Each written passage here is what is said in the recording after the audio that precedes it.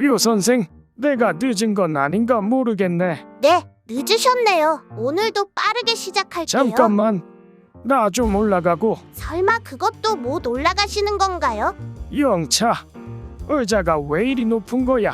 류 선생, 자네는 노견에 대한 공경심을 가질 필요가 있어. 암요, 그래서 오늘은 특별히 몽 선생님 같은 개와 관련된 이야기예요. 나를 그렇게까지 신경 쓸 필요는 없는데 말이야. 그럼 다른 동물 이야기 해드릴까요? 아니,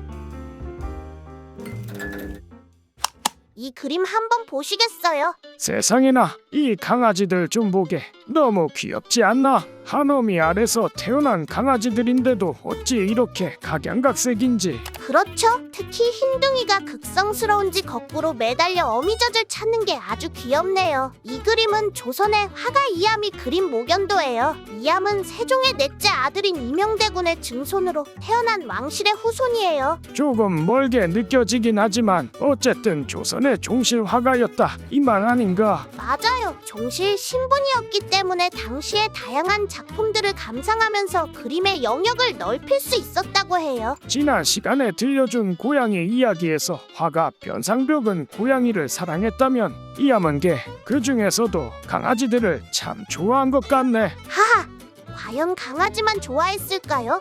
이 그림을 한번 보시죠. 이런, 고양이도 좋아했구만. 이 그림은 보시기에 어떠신가요? 꽃과 새와 고양이 그리고 강아지들까지 그림에 꽉 차 있지만 번잡하지 않고 동식물들의 생명감이 느껴지는구만. 그림 보는 실력이 점점 늘고 계신 것 같아 뿌듯하네요. 이건 제 생각이지만 이암의 그림을 보면 동물을 정말로 사랑하는 사람처럼 느껴져요. 그의 그림에 담긴 동물들의 모습은 평소에 애정어린 관찰력이 없었다면 담기 힘든 순간들이거든요. 맞네. 우리 주인이 SNS에 올릴래 사진을 수없이 찍는 것처럼 이암도 평소에 동물들을 보며 수없이 그렸을 거라고 생각하네. 이제 본격적으로 개와 관련된 이야기를 해볼 건데요. 전라북도의 임실이라는 지역을 아세요? 임실이면 치즈 아닌가? 치즈? 맞아요, 치즈. 이 이야기는 오수라는 지역명의 유래에 관한 이야기예요. 강아지 때문에 한 지역에 이름이 생겼다고? 어떤 얘기인가? 어서 이야기해보게. 옛날에 김계인이라는 사람이 살고 있었는데 기르던 개가 한 마리 있었어요. 김계인은 자신의 개를 무척 아꼈고 어디를 가더라도 항상 데리고 다녔어요. 그러던 어느 날 김계인은 기르던 개와 함께 잔칫집을 가게 됐는데 그날따라 김계인이 술을 엄청 많이 마시게 된 거예요. 그러고는 집에 돌아오는 길에 그만 어떻게 됐는데? 강가 옆 들판에서 잠들고 말았대요. 술 마셨으면 뭐 들판에서 잠들 수도 있지. 그게 뭐 대수라고. 개가 된 것도 아닌데 말이야. 김계인이 그렇게 들판에서 잠이 들었고 얼마 지나지 않아 이제 그만하시게. 정말 큰일이 났어요. 들판에 불이 났거든요. 아이고, 보리야. 강아지는 주인을 깨우기 위해 노력했지만 주인이 너무 취해서 도무지 일어날 생각을 하지 않았어요. 그러다가 들판에 불이 점점 번지며 김계인이 잠들어 있는 곳까지 불이 옮겨 붙으려고 했어요.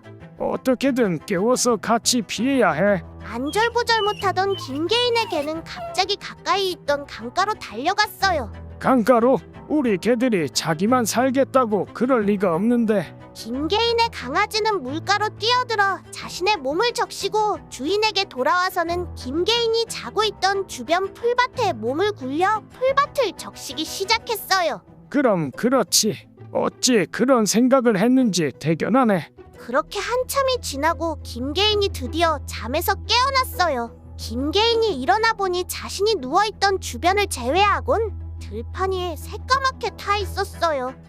강아지는 어디 있나? 강아지 덕분에 김계인은 무사했지만 그 옆에는 뜨거운 불로부터 주인을 구하고 먼저 떠나버린 강아지가 모로 누워 있었어요. 아이고, 같이 살았어야지. 얼마나 뜨거웠을까?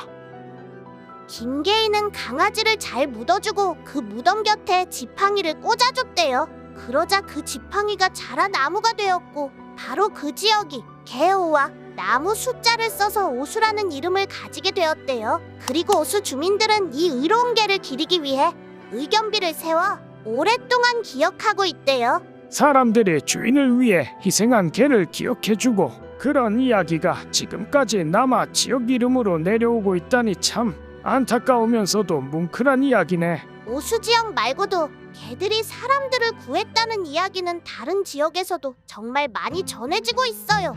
역시 우리 개들이 의리 하나는 정말 알아준다고.